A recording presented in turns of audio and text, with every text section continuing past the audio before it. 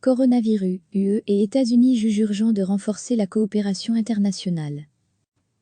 Le chef de la diplomatie de l'Union européenne, UE, et son homologue américain ont discuté de la nécessité pressante de renforcer la coopération internationale pour lutter contre la pandémie de coronavirus, selon un communiqué de l'UE publié samedi. Dans un entretien téléphonique vendredi, l'Espagnol José Borrell, qui parle au nom des 27 de l'UE, et l'Américain Mike Pompeo ont également convenu qu'il fallait accroître rapidement l'aide humanitaire à des fins médicales aux pays les plus vulnérables. Alors que plusieurs pays riches ont dévoilé des plans de relance colossaux, les inquiétudes s'intensifient pour les pays pauvres, qui n'ont pas de services de santé adéquats.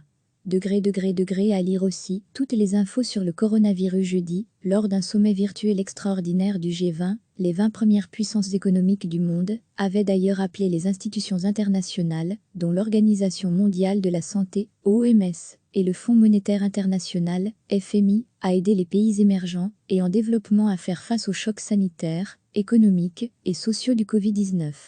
L'UE et les États-Unis ont la capacité de contribuer significativement aux efforts internationaux pour faire face à la pandémie, écrit l'Union dans son communiqué. Lors de son entretien avec Mike Pompeo, José Borrell a également souligné la nécessité de fournir une information exacte et transparente à la population, alors que les inquiétudes s'accroissent sur les fausses nouvelles qui circulent sur le coronavirus. Recevez chaque matin l'essentiel de l'actualité. Le chef de la diplomatie de l'Union européenne, UE, et son homologue américain ont discuté de la nécessité pressante de renforcer la coopération internationale pour lutter contre la pandémie de coronavirus, selon un communiqué de l'UE publié samedi.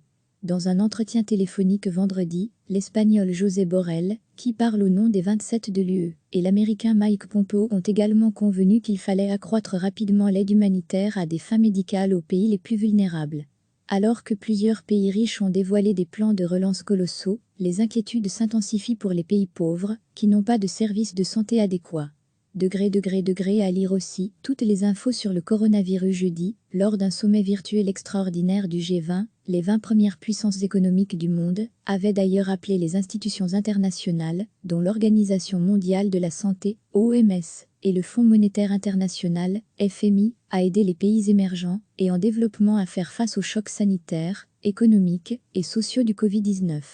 L'UE et les États-Unis ont la capacité de contribuer significativement aux efforts internationaux pour faire face à la pandémie, écrit l'Union dans son communiqué.